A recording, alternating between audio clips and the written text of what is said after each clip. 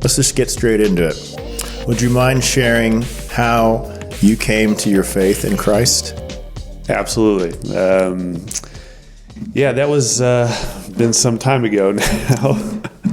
I think that journey started for me in high school.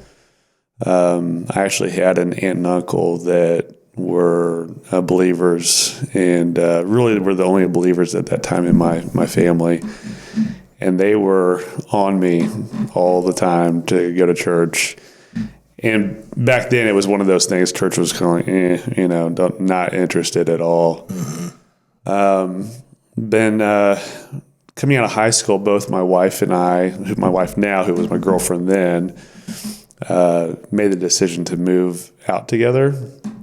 And so we were going to college and living in an apartment together, and not the most ideal situation. And of course, as faithful as my aunt and uncle were, they continued to call, continued to ask me to go to church.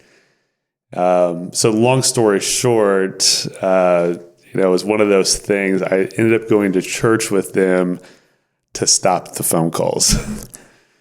I went one Sunday and I felt something that I'd never experienced in my life. And it was just like God was pricking my heart. Like, no, I'm real. And I have a very much interest in what you're doing and how you're doing them. And so then I went again, and I'm like, okay, there's something. I just feel this tug, and I couldn't escape it anymore. And so I remember going back to our apartment and talking to my wife and girlfriend, and said, I can't live like this anymore. I can't, be in this apartment and try to develop a relationship with God. I didn't even know what that looked like. And I said, I'm going to move out. And so, again, just, at that time, I was 18 years old, immature, had no business being in the apartment to begin with, living on my own, let alone trying to navigate that situation. So I made the decision to move out, and she wasn't happy, as you can imagine. I just left her there. Wasn't the smartest move, maybe, but it turned out really good. About a week later, I kept on asking her to, hey, come figure this out with me. And just like, I'm not sure, what that next step was. I just knew that I couldn't be in that apartment in that situation anymore. So the following week, my wife, her name's Kim, came to church with me. It was a prayer night of all things. So people that think that prayer night's not important, it's absolutely important. It can change your life. She came to a prayer night with me, and it was during the middle of a worship set, and we both decided then and there to give our lives to Jesus. And it wasn't anything anybody said to us, or it was just simply the hand of God moving on us and drawing us near to Him. And we both gave our lives to Christ that night.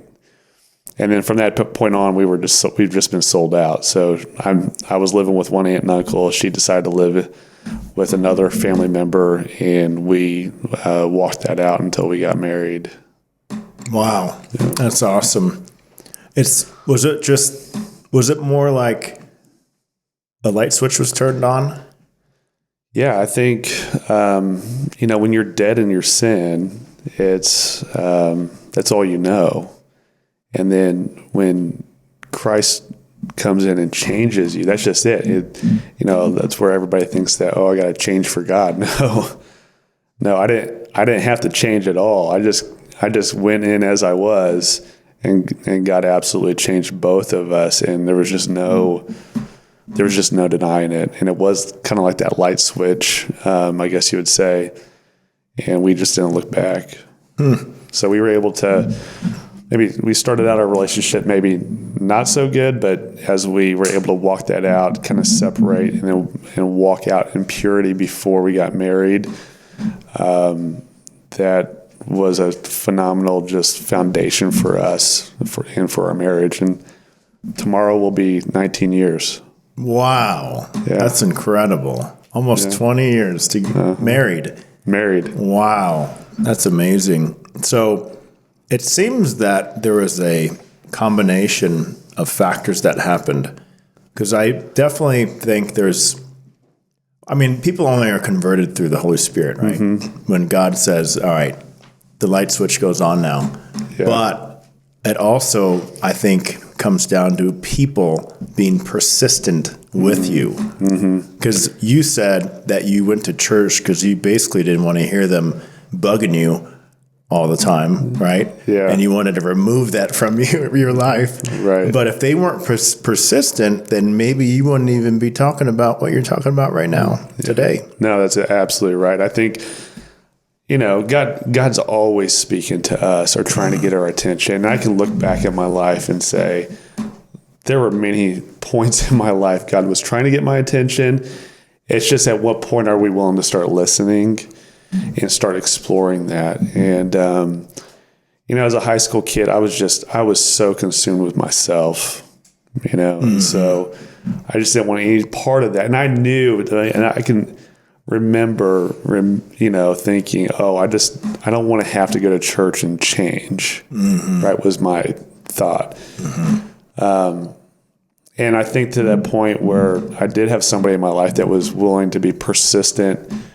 Not only were they persistent in calling, but there was a persistence in prayer. And come to find out, there was a lot of people praying for us that I would have no idea, right? So they had people praying for us. And so that obviously made an impact. God was moving in our hearts. And for us to come to that point during a church service to both give our lives to Christ without anybody saying anything to us. It wasn't people, it was God. And it was a beautiful moment in our lives. Wow. I know for me, sometimes it just feels that prayer has its place and it just stays there. And there's not really, especially when you're saying, hey, let's all pray together for that person. Yeah. Sometimes, and I'll just be honest with this, I'm just thinking, well, why do we all have to do that? If I just pray, is that enough? Right. But I think you're proving right there that the more people that pray about the same thing, the more there's a higher likelihood of that prayer being fulfilled. Yeah. Well, I think God wants us to pray, right? Prayer is what connects us with Him. And so I think there's times that He answers prayer immediately, and there's times that He wants us to develop that perseverance and to pray. And I think there's also power and agreement when people come together, right? Mm-hmm. Bible, says when there's two or more gathered in my name, there I am in the midst. There's also, where there's unity, God commands blessing. God really wants unity, right? He wants unity in marriages. He wants unity among the body of believers. Mm-hmm. He very much cares about unity, and He responds to that. And then you combine unity with prayer. Man, that's a 1-2 punch. Right. God loves that. That's awesome. Thank you so much for sharing that. So let's get down to business. That sounds good. Tell me about CDL Legal and how did all that get started? So CDL Legal has really been a faith journey for me. So I worked for a competitor of CDL Legal.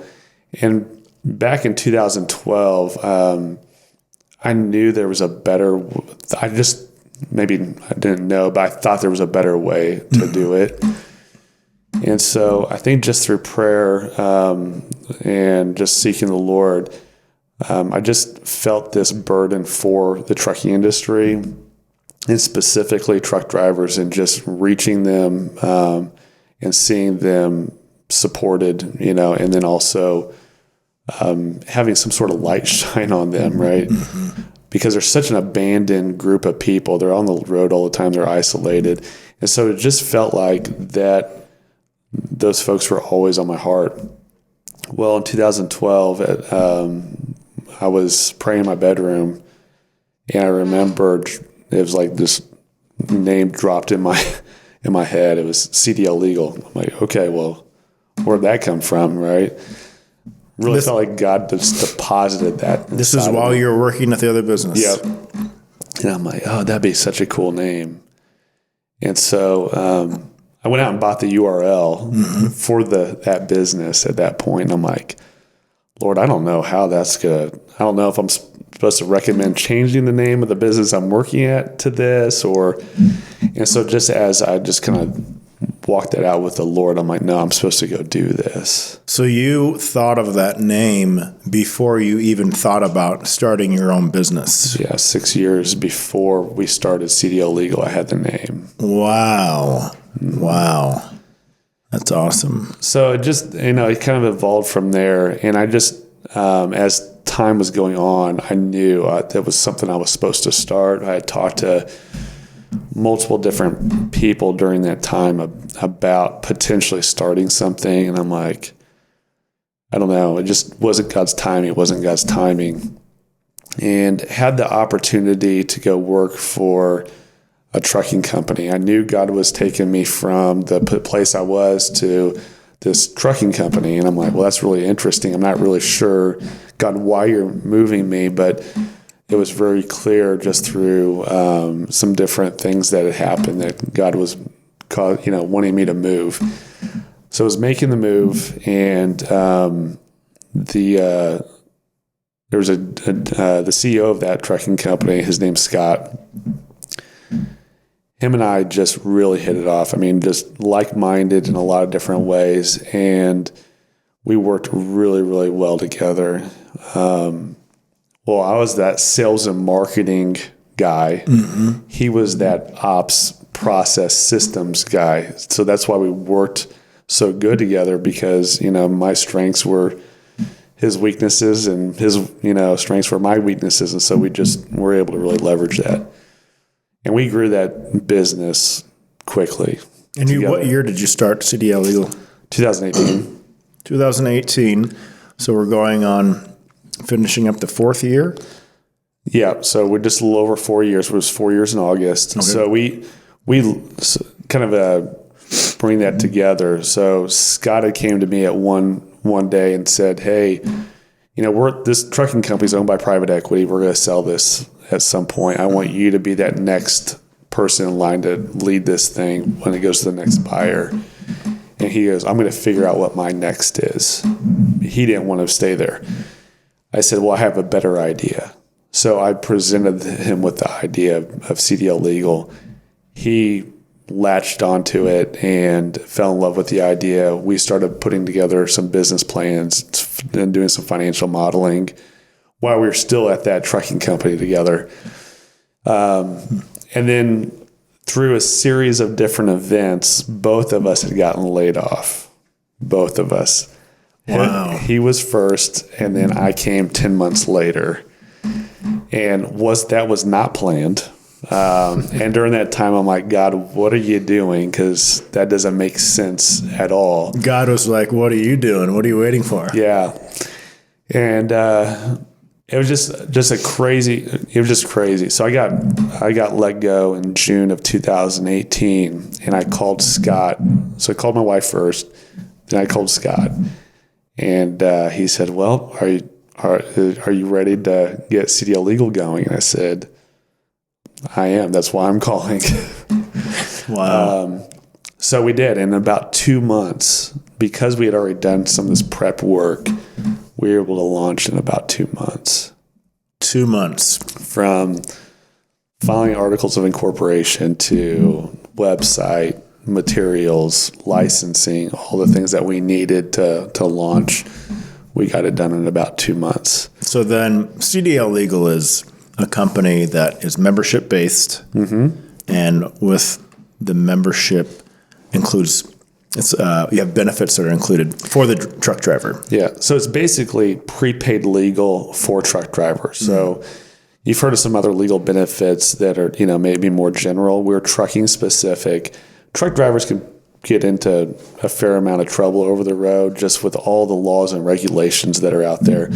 So, you can imagine if you live in Kansas and you get a into an accident or getting a citation, say on the East Coast somewhere, who do you call? You don't have any connections. Right. And typically, if you find an attorney online somewhere, you're a one-time event. How much are they really going to care? So we've developed a network of nearly 2,000 attorneys across the country. For the most part, we have really good relationships with all those attorneys. We know who gets good results.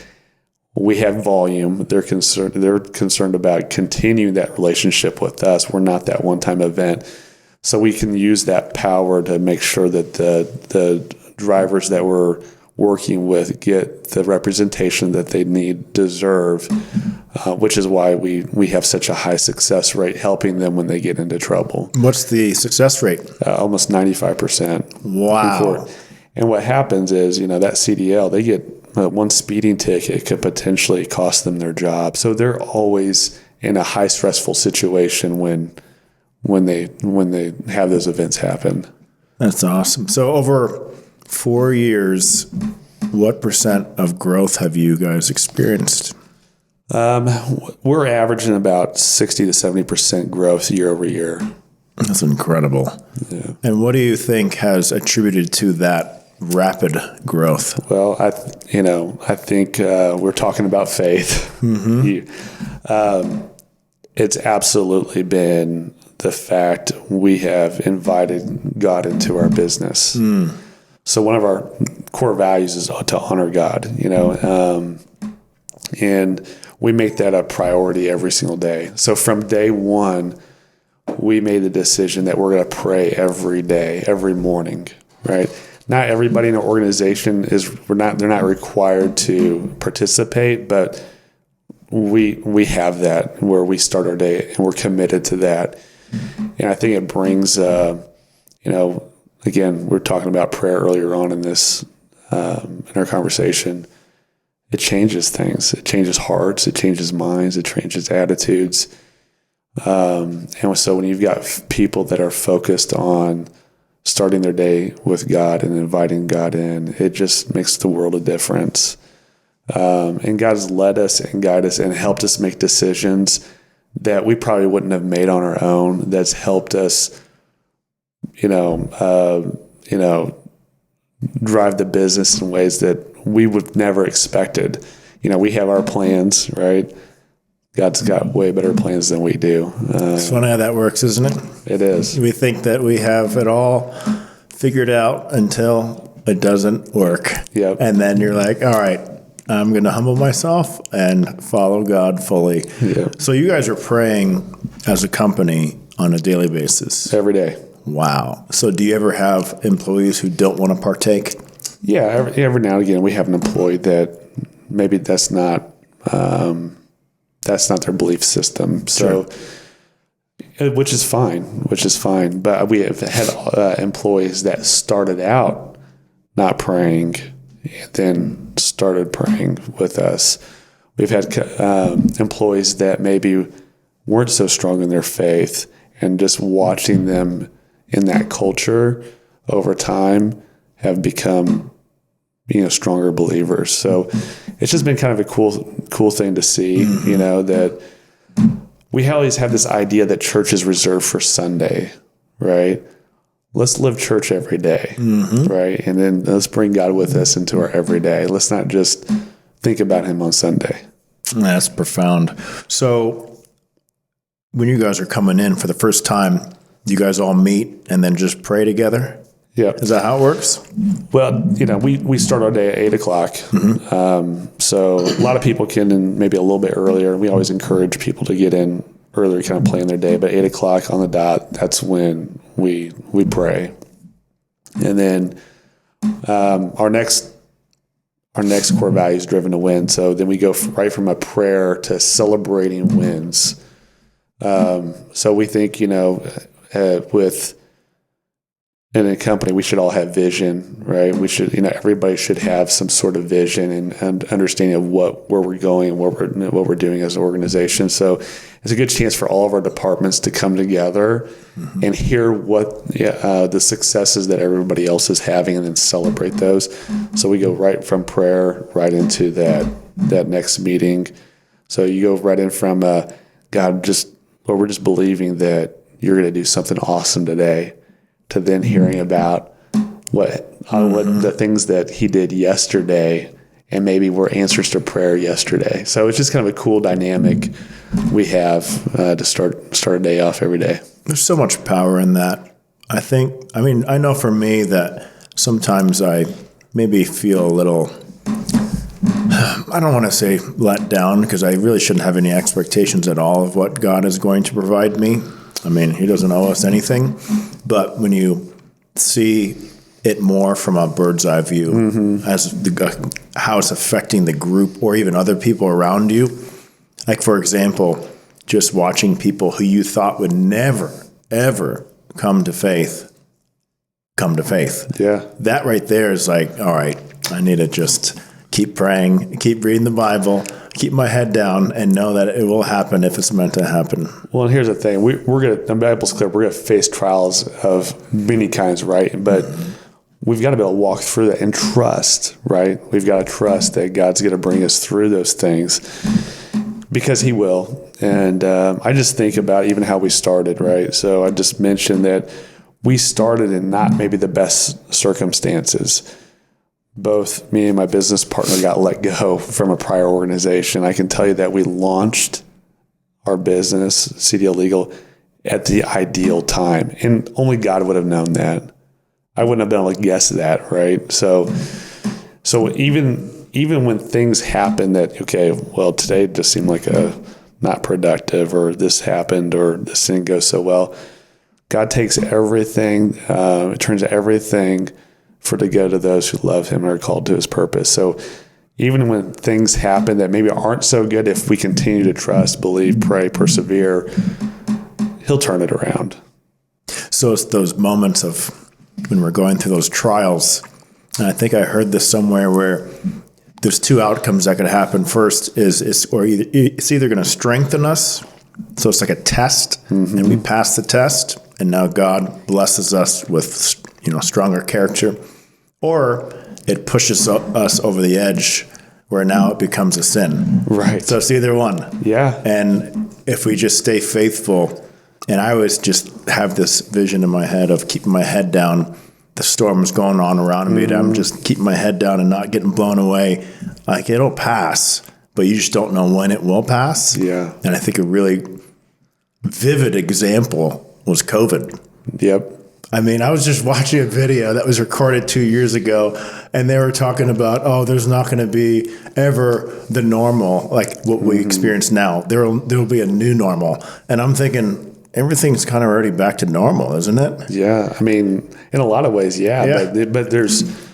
But then it's opened the door for other things, right? And so for us, I mean, COVID was like, oh man, we're kind of a newer business. Like, this isn't good, right? So, well, at least you guys got to operate. We got shut down where we couldn't even teach our kids for 6 weeks. That's amazing. And then we had to try to teach these kids over Zoom. And you know how that goes with a 4-year-old trying to keep their attention through a screen. Yeah. But we got through it. Everybody got through it. And we're doing better because of it. No, that's right. I think I can look back and see where that made our business stronger, because we had to think differently and make maneuvers that probably we wouldn't have made, right? So I would learn to love to learn from you. You're a sales guy.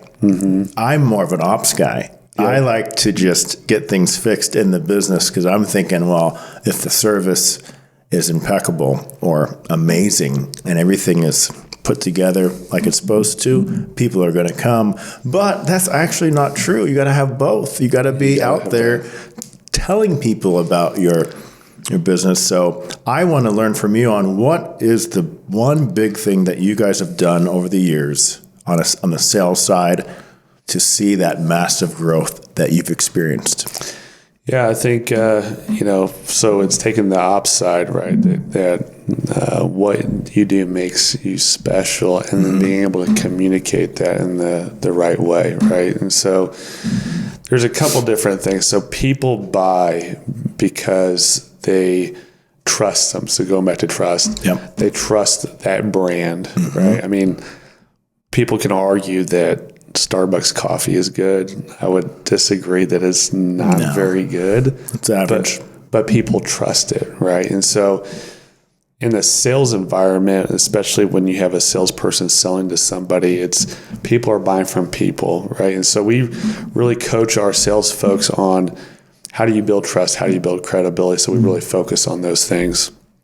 And so, and then sales and marketing work in tandem because you've got to be able to have the marketing side help sales create that credibility and trust.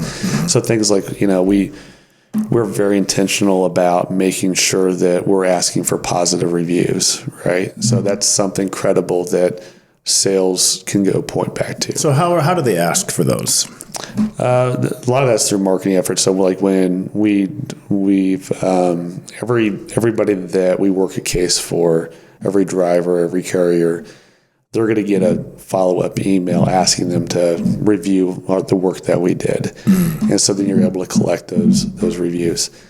But then through the sales process, obviously we've taught our salespeople that you've got to build a relationship, right? You've got to ask the right questions and then be able to point back to credible things. Because as a new startup, right, what do you have? You haven't been around for very long. So you've got to be able to point back to the things that make you credible. And so you can talk about process, you can talk about all these things. Well, they don't know you from Adam, right? So you've got to be able to create those things. So as we would execute for certain individuals, we would start to develop this list of people that were willing to speak on our behalf, right? That were willing to have a conversation with somebody else and provide a testimonial and just doing that, and us as salespeople getting out and being aggressive to get in front of people, make those phone calls, get on a video, and confidently talk about what we do, and then point to either individuals, to case studies, to reviews, whatever that strengthen our credibility. Man, it makes a big impact, right? Because if you're looking at my service compared to somebody else, and you don't know me from Adam, but then I'm pointing you to a 4.8 out of 5-star review, and then pointing you to 3 people that have had that experience with me, that's going to strengthen the sales Social process. proof.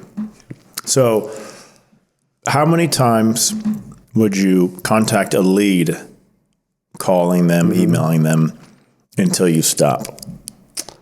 So that varies. But I'm not one to take no for an answer very well, especially if I know there's a need there. So I like to call it being pleasantly aggressive. Now, if they tell you just to stop, they don't want to hear from you. But most people don't do that, right? Most people say, "Oh, I'm busy." Most people are non-confrontational. Yes, they're not going to give you the no. So either you work to get the no, or you're going to get a yes, right? So it can be unlimited amount of calls. I mean, I have been known to call people, 6, 12 months, longer. And you probably do that based on your experience that after 12 months, you've called over and over again, you got the sale. Yeah. So that one time you're like, I got to keep going. So some of it's knowing who your audience is. So we're calling a specific, we're calling safety directors at trucking companies. Well, their hair on fire all the time. So some of it's understanding that, but also not trying to put yourself in their position all the time. So what I mean by that is maybe you're somebody that doesn't like getting sales calls. And so you're like, well, I'm just going to be annoying to whoever. Don't put yourself there, because if you've got something valuable, no different if you had a cure for cancer and you were trying to reach everybody in the world that had cancer. Hey, let's be forceful about it, because I've got something that'll help you. I've got something in my business that can absolutely impact you in a positive way. Not only impact your drivers, impact you, impact your bottom line. Why wouldn't I be somewhat forceful about that in the way that, not maybe how I talk to them, but how I go out after that business?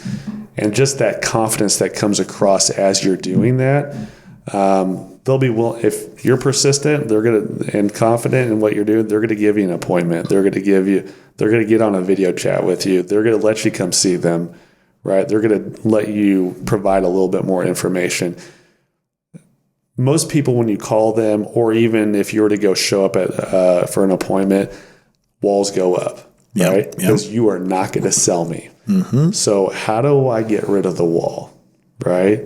So all this really starts with yourself and changing the way you think about the product and really how you feel about the product. Because when you're speaking to that lead or prospect, they're going to feel it too either way.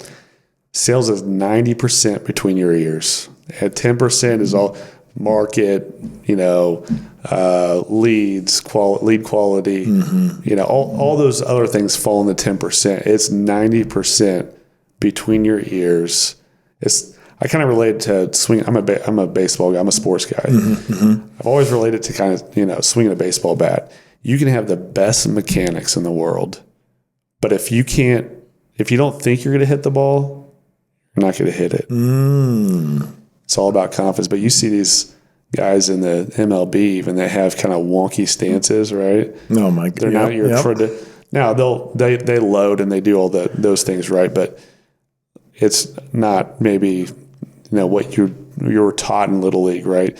But there's a confidence, right? And so I think that if you're confident in who you are, confident in the process, confident in your what you're selling, it makes it a lot easier.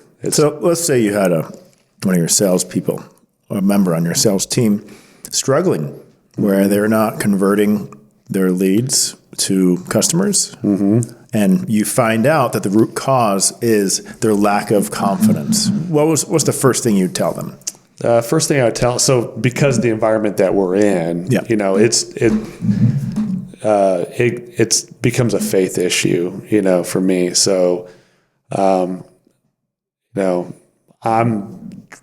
very much, how big is your God? Because if that next phone call could absolutely be the sale that changes your life or changes the direction of your finances or changes your sales career. So don't put God in a box, right? And then it's just really more just talking through with them what those hangups are, because there's typically some sort of hangup. It could be their own, how they perceive sales calls. It could be lack of vision, right? If you've got a vision so big, right, you're going to push through, right? You're going to push through that stuff. Well, typically I find a lot of salespeople lack vision, not just in their career, but in their life in general. And so if we'll do these vision casting sessions where it's like, okay, what do you want, right? What do you want in your life? Okay, you just recently married, you have a kid. Well, what do you want for your family? Go home and talk to your wife about it. Put some goals out there. Get a dream. God in His Word said, "Without vision, my people perish." Let's get vision. Without vision, I have no direction. Without direction, it's easy not to have confidence. Yeah. When you make that switch and you start getting vision, now you know where you're going and what you're shooting for, and then you put behind, hey, look, we've got some great examples of some big wins that we've had here. You can do the same. And so it's just walking through that process with them that helps them shift their mind into more of a confident victor mentality versus the mentality of, I'm just seem to lose no matter what. That's great. So what has been the most challenging or even difficult lesson that you've endured and experienced since starting CDL Legal? Being an entrepreneur isn't all glamorous. It's not. No, it's not. I'll give you an example. It just happened this weekend, Christmas Eve. Thankfully, my son had gone up to my office. He had a key to the office because we had his mom's present up there. So he went up to the office to go get it. And he calls me as soon as he gets up there. We only live 10 minutes away. He said, "Dad, we got a problem."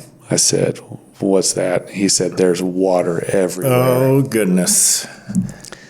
And I know where this is going. So I said, I'll be right there. So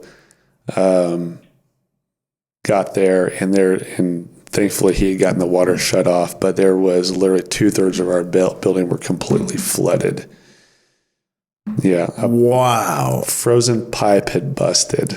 Oh, my goodness. Well, when it's not always pretty being the entrepreneur, right? It's not to start something. Everybody looks at this maybe some success and says, "Oh well, that's why they've had it so easy," or they see those things. It's not. You're constantly worrying about you've got every little thing to worry about. And then we were there on Christmas Eve until about 12:30. 3 shop vacs going, fans, everything trying to dry the place out. I mean, it was pretty crazy, but that's probably been the biggest lesson for me. Yeah. It seems like I keep getting taught that lesson over and over again, but it's not pretty, but it's a labor of love, and it's an opportunity to serve, right? I mean, there's just so much as an entrepreneur that you're just finding yourself serving. And I'm just so thankful for the people that work there that I get the opportunity to serve them in that way. So it seems like God is really using your business to further his kingdom. It seems like with all the prayer and all the people that's come into either Christ in general or a deeper faith. Is there any other ways that he's using your business? Yeah, I mean, I think that our business is being used to shine a light in ways that I probably don't even know. I mean, and again, that's not for us, that's for God's glory. So we don't have to know all the things, right? But I know we've had several testimonies of healing in our business, where what I mean by that is folks that have been hurt or wounded in corporate America and then have had the opportunity to come into a safe place. And, you can almost tell when someone's got PTSD from somewhere else because they're like, oh, is that okay? Or is that, was that okay for me to say that or do that or think that way? Or yeah. I mean, I literally had one lady said, that in one organization she was a part of, I mean, she'd have to ask to take a restroom break. I mean, some of the stories I've heard, I'm like, man, that's not good. So I think that, and then you know what, we've given folks the permission and freedom to pray with people over the phone. So especially when you're dealing with truck drivers that are in those high stress situations, just been in an accident, or got a citation, and you're hearing from them, if I don't get this resolved, then I don't know what I'm going to do. I mean, desperate type situations. And then we've got a great team of people, and I don't even hear all of it, that encouragement, prayer for them, I'm hoping, and my prayer is that we're making a way bigger impact than I even realize. Wow. And that's to his glory. I mean, I don't need to know everything. Right. And nor can we even comprehend everything. So switching gears here, you have 5 kids, and I'm wow. I just have to say that on that with 5 kids, but I'm all about productivity. Yeah. I'm always looking for different life hacks on how I can hit my goals, be productive, but also, most importantly, serve God first, but then my family. How do you juggle all of that? I don't know. Lots of prayer and reading the Bible. So, I think, there's structure, like there's definitely takes structuring yourself. And I think that's where I've, also years ago, I've committed to a 40-hour work week because, family, and that may seem, weird because the world would tell you everything else, like the leading, some of the entrepreneurs out there that are on social media, oh, you got to work 100 hours a week and you got to do all this other stuff. I'm like, no, I want my priorities to be right. And so I've committed to that and committed to certain structures, but then I also, as a leader, then you've got to let go of some things too, right? Because I realized I can't do it all. And I think early on in our business, I thought I could do a lot of it, but then when you start doing everything, you can't do it very well. So then you have to extend trust. Yep. You have to extend, some responsibilities to other and delegate those things. And do people, fall down at times? Yeah. But being okay to fail and learn from those failures is so key. But I can honestly say that a big part of my ability to balance all of it is I've got an amazing wife that does so much. And so she's a rock star. She's absolutely a rock star. She's homeschooled all of our kids. So let's just pause for a moment there. Homeschool with 5 kids. Wow. Yeah. That is a superstar you have at your house. Yeah. That's incredible. But the thing about that is, if I'm working 50, 60, 70 hours a week, that's not going to, she's going to wear out super fast, right? Yep. So, and going back to what you were talking about, a lot of the entrepreneurs that are popular, social media, whatever it may be, they talk about the 100-hour work weeks, or you're not working enough. You're not putting in enough hours. And I'm very guilty of this. I've just been wired to work. I love to work. Yep. A lot of people, I think, they look forward to vacations, going on the beach. I take vacations only because I have to, and it's only fair to my family. Right. But if it was up to me, I would love to work. Get me on my computer. But if we start to define success in a different way than the entrepreneurs that we're hearing from do, I think it looks more like, what are our priorities here? Now, you could become a billionaire, but what did you sacrifice to get there? That's right. And that's my biggest fear, is that I gain success and wealth, but then I look back and see the mess that I created along the way, and the people that I ignored that were most important to me, because we all are going to die and we cannot take any of this stuff. Right. So as such, for me, I always look at this like a balancing act of, you can't just stay at home with your family all day long, because we were called to work. Right. We were created to work and provide for our family, but then sometimes we also overdo it. And now we're starting to neglect the family. So it's that balancing act.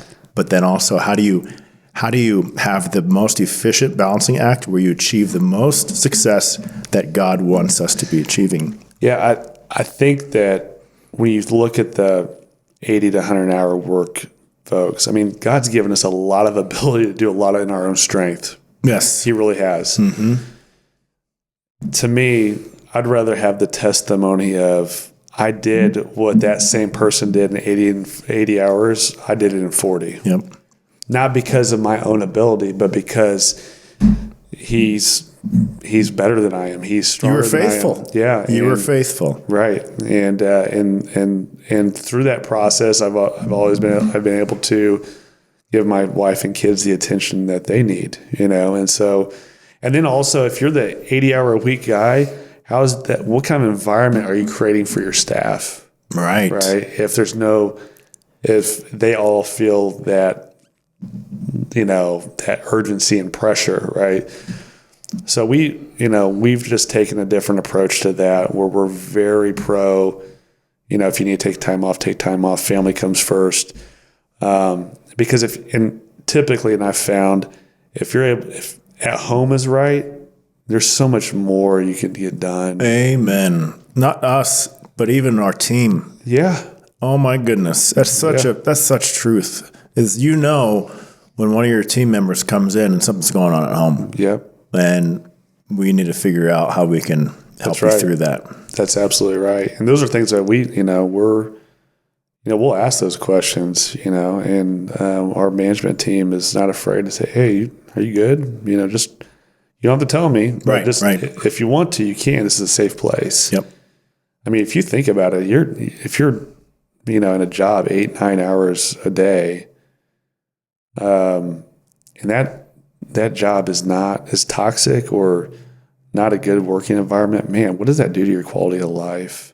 But if you can come in and find relationship, if you can kind of come in and find freedom and peace, man, what does that do to your quality of life, right? And then how much more effective are you if you're not under all this stress all the time? 100%. 100%. So what would be your number one recommended life hack? You said structure. Yeah, I think life hack. I mean, for me, I'm a prayer guy, and we've been talking prayer a lot. My life hack is probably seek first his kingdom. So every single morning, make that the first thing that you do. As soon as you wake up. As soon as you wake up, before you have your Do you breakfast. get on your knees and do that, or you just do that in bed? No. Because you can pray, you open your eyes and you start praying. Yeah. No, I've got to get going a little bit. So typically, I like to throw in some music. Throw in some music and really just get my mind focused on God. And that really keeps me centered for the day, right? Yep, And then even with that, the Bible talks about praying without ceasing. It's like, okay, well, how do you do that? How do you because I got a lot of other stuff to do, God, than just talk to you all day. I mean, Right. I'd love to talk to you all day, but I just can't make that happen. But taking those small moments, so starting your day with God and then finding moments throughout your day, right? We all have a minute here, a minute there to just say, God, I'm just really thankful for what you're doing today. Lord, I'm thankful for this individual that's working here today and just the impact that you're making in their life. Lord, I'm thankful for that new deal that you just brought today. Right? And so just being able to stay in connection with him throughout the day has probably been the single thing that's changed my life just from a relationship with him. Again, you got Sunday Christians, right? And then the rest of the week just kind of doing your thing. I don't want to just focus him on Sunday. I don't want to just focus on him in my morning devotion. I want to be aware of him all the time. And so just finding those moments, whether it's 2, 3, 4 times a day, and it could just be 30 seconds, it could be a minute, right? It doesn't have to be this long drawn out thing, but just those special moments where you can connect with God that would be my life hack, I think. I love it. The way I have recently come to see this is we try to almost squeeze in God throughout our day, right? Prayer, reading the Bible, and then that takes second to what we're supposed to be doing throughout the day, which is work. But then what if you flipped it? It should be, how can I squeeze work in to prayer and reading the Bible, right? And when you switch that, it changes the mindset and the priority, the list of priorities. Paul Washer actually brought up a really good point. I saw a quick video on this, and he said, look at your phone, and I know on iPhone you can track your screen time, and even what apps you're looking at. Yep. So compare the amount of time that is shown on your phone for screen time to your prayer and Bible study time. Yep. Your prayer and Bible study time should always be greater than your screen time. Yeah. And when I heard that, I'm like, I'd fail that completely. Yeah. I would probably fail that as well. But I think you got to start somewhere, right? Yes. And so you got to the first step is just knowing. Yeah. Right. I mean, just that self-awareness. Knowing you have a problem. Recognizing that you are failing. Are we confessing right now? Exactly. Feels like, is this an AA meeting? Right. No, but the other one that, I don't know if you ever tried this, and I think it's talked about a lot just in productivity videos and such, but I'm telling you right now, cold shower. Ice, cold shower, especially when it's like -2 out in the morning. If you want to wake up and get ready to go, jump in that shower for like 30 seconds and you come out $1 million. I might have to try that. So I've always been a end of the day shower guy before I go to bed. That way I don't have to mess with it in the morning. I'll have to try that. So use the cold shower not to clean yourself. Just to like wake yourself up. Yes, abruptly. I mean, you are like, your blood is flowing like no other. I bet. Yeah. I bet so. So as we wrap this up, I love, as you can see here, I love to read books. And honestly, 10 years ago is when I really started diving into reading business books just to improve my business.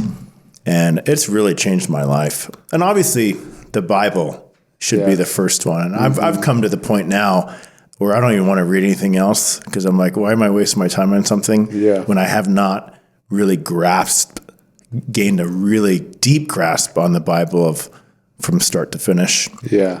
Other than the Bible, do you have a book that comes to mind for business or development that you? Yeah, I think the book that probably sticks out the most, just because, as business leaders, we're really in the people business more than anything, right? I mean, we're all doing business with each other, and I think the first book that I think really just started transforming how I thought about things from a leadership standpoint, it was The Secret of Teams.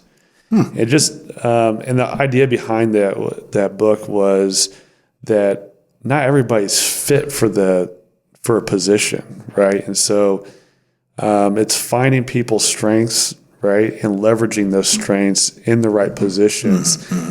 I think all too often people get into corporate America and they're set up for failure because they weren't meant for a position, right? And so we that's why we do these culture index assessments, and we dive in to find out how people are wired and try to ask as good questions as possible. And if we need to make a shift, let's make a shift in what they're doing, right? Because if they're underperforming, maybe it's not because they just don't want to perform well. Maybe because there's something else that they can do that would make more impact to the business. Sure. And so when we've walked through that through with people, we found that they really appreciate it because they're like, man, you're helping to guide me, right? You're helping to put me on the path that I didn't even know I should be on. I'm just doing this because I thought it was a good idea, right? And so it's just helping as a leader, help bring clarity to maybe even a career path or a job for somebody. So with the Culture Index, I'm an architect and you're a scholar? I'm a philosopher. I always switch those. Yep. And I really respect that tool because it just gives you such a good starting point. Absolutely. Obviously, it's not perfect and you can't base everything around it, but I definitely think it's a strong data point of where people should be and what they naturally get. Yes. Because some people just don't naturally get things and it just becomes forced. Yep. Why not find a position that you naturally understand? That's right. Compared to others, and you're already going to be ahead. No, that's right. I mean, and God's wired us all, a certain way. So, yeah, why not dive into that a little bit and uncover that? And we've just had so much tremendous success with that already, even just with current employees, and then even through the hiring process. Like, for example, going back to sales, we'll have somebody that sounds like they are, super duper, salesperson. And really, as you start unpacking it, it's like, that A trait is pretty far to the left. Yeah. I'm surprised that you're, you feel so strongly about what you've done in the past. And then when you start uncovering it, oh no, that wasn't necessarily their sale that they made. It was somebody else's sale, but then they managed it, right? Then maybe they grew it. Okay, so you're not really a hunter type salesperson. You're more of the, build the relationship, the ongoing relationship, and growing it. And so then you begin to identify that as things, and they're like, you know what? Yeah, you're right. Like, I don't like to go out and get new sales. I like to take new existing customers and grow them. Okay, well, now that we've identified that, we've got this position over here that may be suited better for you. So overall, you'd recommend Culture Index to other companies? Oh, absolutely. Yeah. Yeah. Great tool. So what would you say to an owner or a leader in a business that is strong in their faith and it's very important to them, but they're hesitant to bring it into the workplace because of whatever reason? What would you say to them? I would say that, look, I get it, first of all, because the world that we live in today is screaming not to talk faith in the workplace. I would say just step out and talk about it. I mean, it is fear is not from God, right? And so if you're feeling that fear of opening up about that, realize that's not from the Lord. And if you wanted to do something like we've done, like prayer, open it up just for anybody that wants to do that. You may have 2 people, you may have nobody, right? Start it, make it consistent, and you'd be surprised how that develops. And what we really need to be doing is choosing all the way in or all the way out with this. Yeah. And I think from what I've learned is you just can't be in the middle of, we're kind of this or we're kind of not that. I mean, if you're going to do it, we're protected by the Constitution with freedom of religion, right? And in the business place, I think a lot of people will have the misunderstanding that you can't talk at all about it. Right. But from my understanding, I've learned is if you're going to talk about it, you got to be completely bold about what you believe in, but it has to be optional. Yep. Which, I mean, we're going to take that approach anyways. We're not going to force anybody to do that.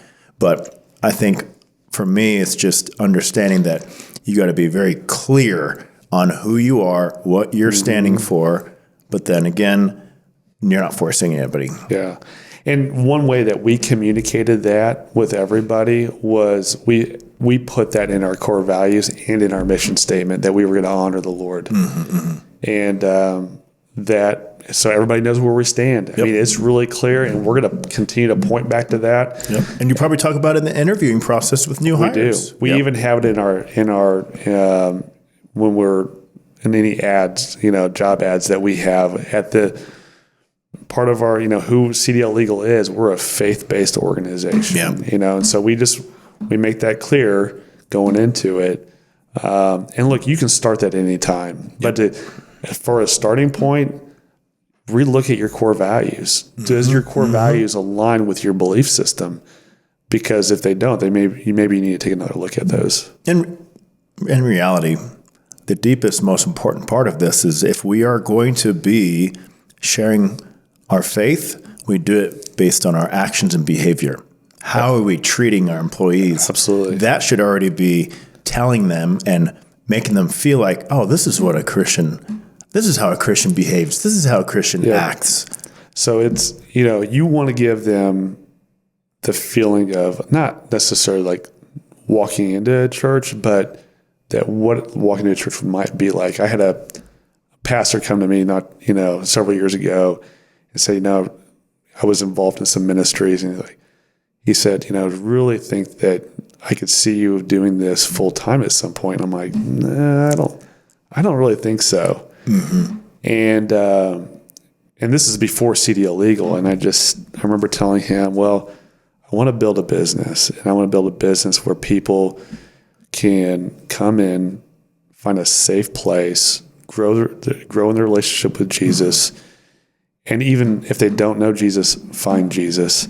And he said, well, that sounds like church. And I said, well, maybe business should be more like church. 100%. And so... Because we weren't all created to be pastors. No. And sometimes I'm thinking, well, am I really doing what I'm supposed to if I'm not a pastor? And I realize that if everybody's a pastor, how's this world going to turn? Right.